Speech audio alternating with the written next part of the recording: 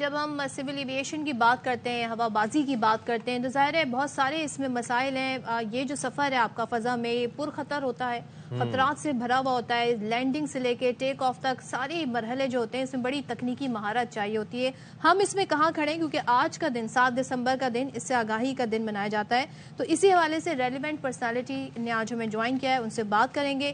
گفتگو کے لیے ہمارے ساتھ اسٹوڈیوز میں موجود ہیں aviation expert air commodore retired Jamal Hussain sahib. السلام علیکم. Thank you so much for joining us سر.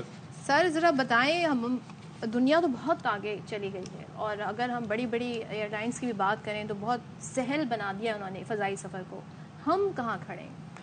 پہلی بات یہ کہ سول ایویشن اتھارٹی جو ابھی ہے اس کا آغاز 1982 7 دسمبر کو ہوا تھا. 1982 تو آج اس کی 41st برتھ ڈے ہے.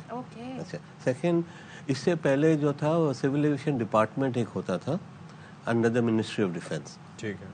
چونکہ اس وقت سول ایویشن کی ایکٹیویٹی اتنی زیادہ نہیں تھی. 2 ہی میجر ایئرپورٹس تھے، کراچی اور لاہور، اور کچھ چھوٹے چھوٹے ایئرپورٹس تھے. لیکن اور جو الیکٹرانک سرویلنس وغیرہ کا بھی سسٹم بہت کم تھا.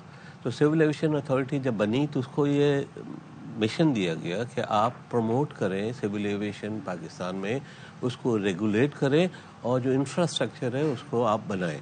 تو اس کی وجہ سے آپ دیکھیں جب سے بنی ہے سول ایویشن، انہوں نے سارے ریڈار لگا دیے. اب جتنے بھی ہوائی جہاز گزرتے ہیں پاکستان سے وہ سارے لائیو مانیٹر ہوتے ہیں، سیکیورٹی اس سے بڑھ جاتی ہے.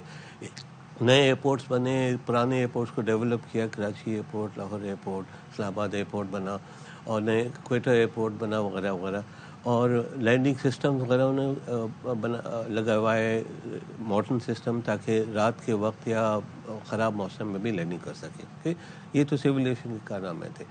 اس کا اس میں ایک تھوڑا سا مسئلہ، اس طرح سے مسئلہ تو نہیں کہوں گا، لیکن پرابلم اس طرح سے کبھی ہو جاتا ہے کہ سول ایویشن کو جو اتھارٹی دی گئی تھی، ریگولیٹری اور ایڈمنسٹریشن دونوں، یعنی وہ ریگولیٹ بھی کرتے تھے اور سارے ایئرپورٹ کو چلاتے بھی تھے. تو اس میں تھوڑی سی کنفلکٹ آف انٹرسٹ ہو جاتے ہیں کہ اگر آپ میں ایئرپورٹ چلا بھی رہا ہوں اور ایئرپورٹ کو اسٹینڈرڈ ورلڈ کا مینٹینس کرنا بھی میری ذمہ داری ہے، تو پھر کمپرومائز ہونے کے چانسز ہے. تو یہ دیکھتے ہوئے آئی بلیو ان سپٹمبر 2023 پہ انہوں نے ایک فیصلہ کیا ہے، کمیٹی بنی ہے کہ انہوں نے جو ریگولیٹری اتھارٹی کو الگ کر دیں گے اور ایئرپورٹ ایڈمنسٹریشن کو الگ کر دیں گے. تو کوئی نیا محکمہ اس کے لیے ترتیب دیا جائے گا؟ نہیں، نیا محکمہ نہیں، بس سول ایویشن کو 2 حصے میں تقسیم کر دیا جائے گا. ایک جو civil aviation DG civil aviation ایویشن ہوگا وہ بیسیکلی ریگولیٹری ہوگا، فلائٹ اسٹینڈرڈز ہے، انسپیکٹریٹ ہے، اور یہ ساری چیزیں ریگولیٹ کرے گا. رولز جتنے بنے رولز بنائے گا اور رولز کو امپلیمنٹ کرائے گا. اور ایئرپورٹ مینجمنٹ کو وہ ابھی الگ ہو جائے گا، اس پہ ایک اور ڈی جی بنا دیں گے. شاید اس کو گورنمنٹ خود ہی چلائے یا سوچا جا رہا ہے کہ پرائیویٹ پارٹنرشپ سے کیا جائے. سو یہ 2-3 چیزیں ہیں. تو ابھی پاکستان، ابھی آج جیسے کہا کہ پاکستان میں جو سول ایویشن کی جو ہم نے ریڈار نیٹ ورک میں لگایا ہے وہ تقریباً ورلڈ اسٹینڈرڈ ہی ہے.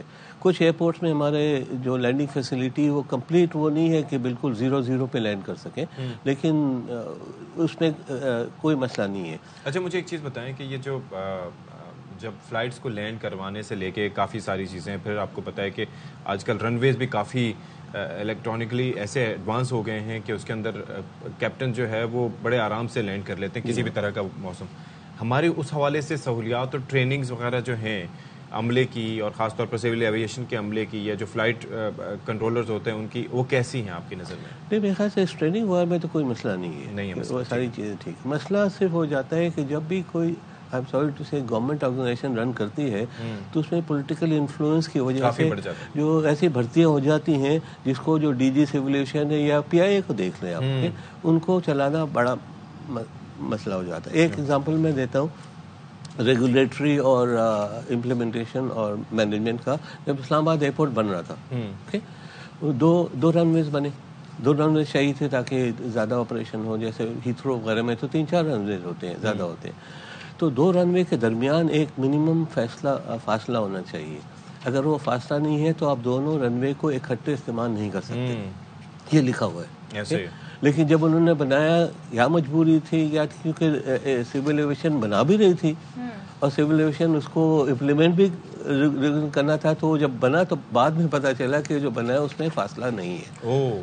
تو اگر دونوں الگ الگ ہوتے تو یہ شاید یہ ایسی غلطیاں ہونے کے امکانات کم ہو جاتے. تو اب وہ افیکٹو رہے اس کے بعد جب یہ دو اب اس پہ اب کیا کریں گے؟ اب نئے رن وے بنانے کا تو بہت زیادہ خرچہ ہوگا. اب یہی ہوگا کہ اب دونوں کو ایک ساتھ استعمال نہ کریں.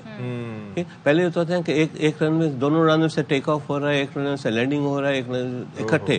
تو چونکہ سول ایویشن میں اس فاصلہ اتنا نہیں رکھا گیا تو اس کو آلٹرنیٹلی کرنا چاہیے. تو اس problem not a major problem, لیکن اگر یہ دونوں الگ الگ ہوتے تو چانسز آر ایسی غلطیاں نہیں ہوتی. اور یہ بڑی میجر غلطی ہے. بالکل صحیح کہہ رہے ہیں. تھینک یو سو مچ جمال حسین صاحب فار بینگ ود اس. اور